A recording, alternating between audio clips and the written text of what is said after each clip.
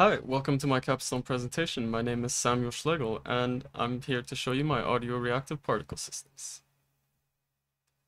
Firstly, a little bit about me. I'm 23. I have only the Canadian passport, but I actually consider myself European because I grew up in Luxembourg. I'm working on a major in philosophy as well as a minor in music technology. I completed IB Music as one of two students in my class for my year.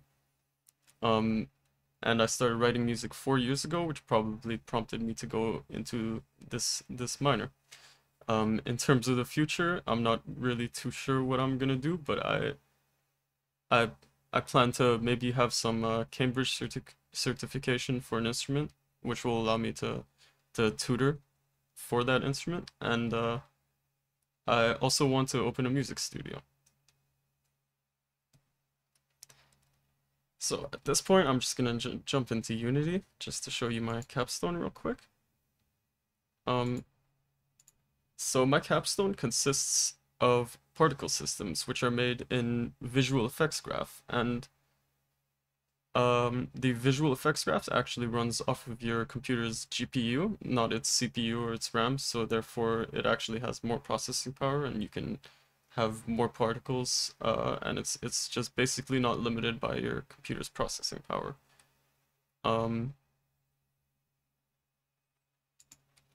Here we have just an example of a particle system which I made.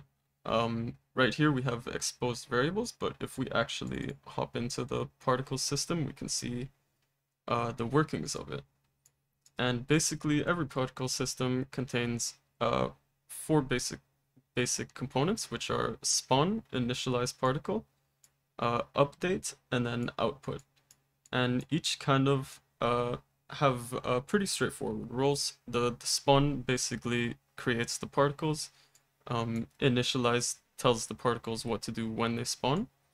Update tells the particles how to act throughout their lifetime. And then output is basically the aesthetics of the particle, in which you can set the scale and then also set how big it gets or the color down here as well. And so basically what we've done with all these visual effects graphs, which are particle systems, is that we've exposed variables such as the spawn rate right here. And with the help of some scripts by Dr. Keith, we've been able to control spawn rate, for example, or intensity of particles.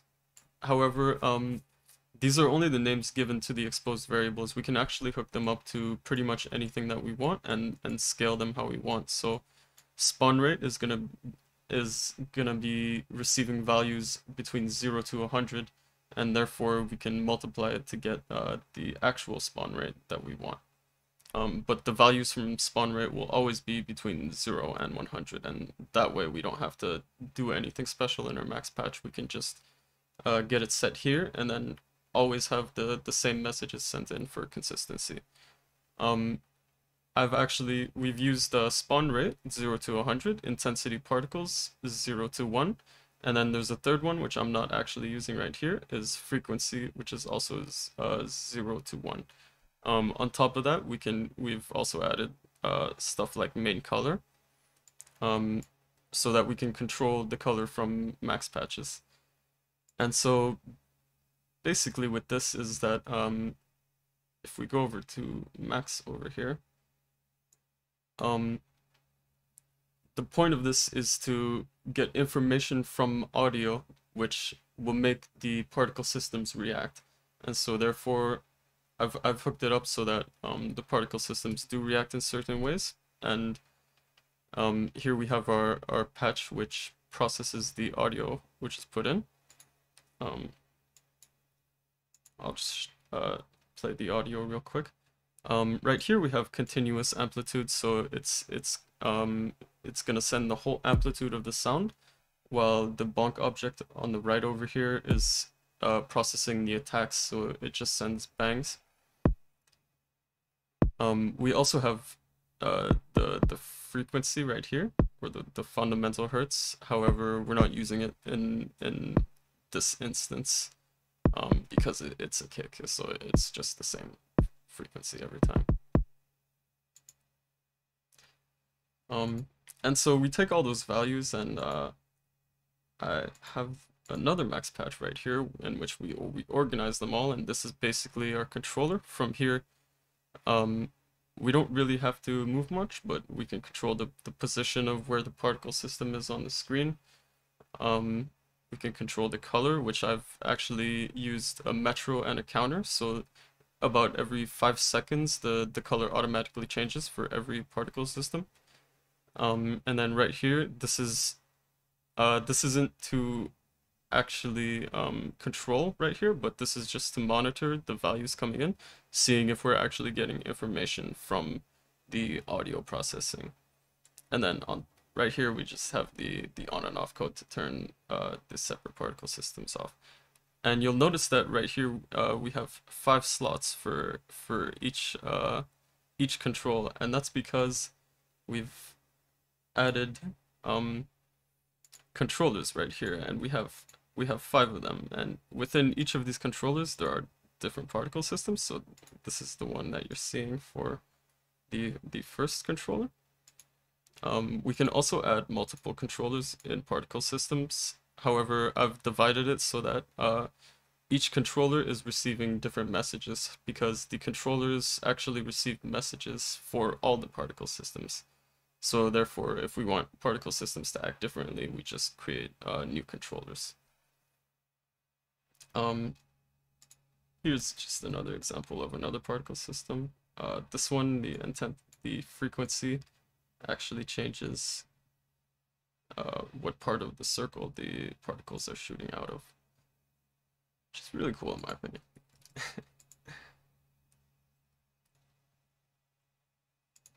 And so after quite a bit of coding and working with particles in Unity, we're able to create a working, actually, first we need to talk about the problems that arose. So firstly, duplicating files in Unity won't work, because the program will search for both those files and be confused. This actually happened quite a lot more than I thought it would.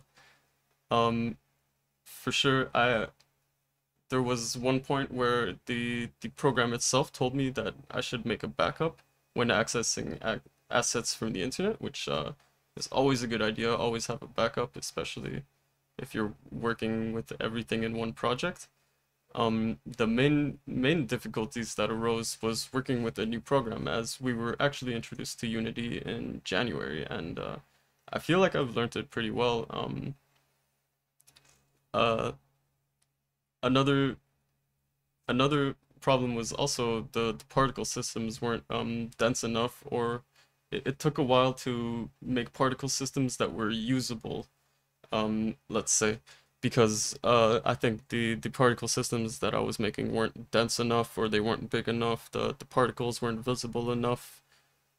So overall, my understanding of how to manipulate everything within the visual effects graph has incredibly risen.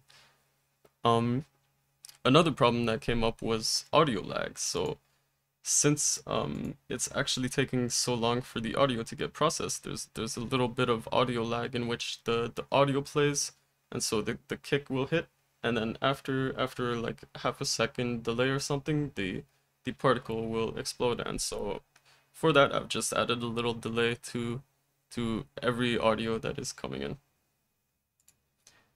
And so this brings us to our demonstration. I actually have a small video right here. It was actually a bit too much for my computer to handle to make a live performance, so I just made a little recording right here. I hope you enjoy.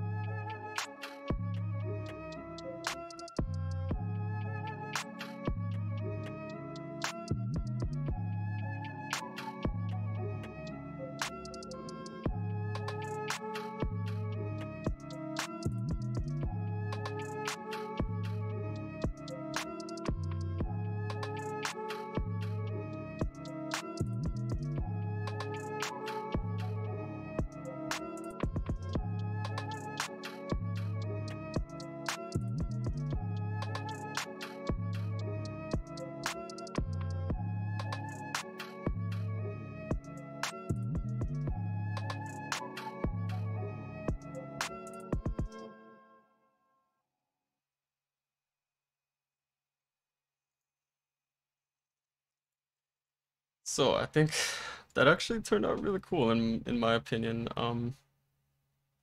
A huge special thank you to Dr. Keith Hamill for helping me with everything in scripts.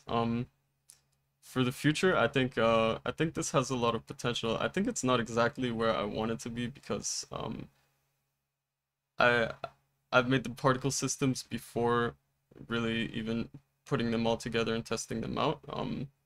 I think that now I have a real grasp of how the particle systems should be made for reactive audio, and you know, I'm definitely gonna be making a lot more of these. You know, just because I do have a lot of music that I want to release, and I don't have video for it, so uh yeah, thank you for listening to my capstone. I hope you enjoyed it. Once again, thank you, Dr. Keith Hamill, for overseeing. Thanks, have a great day.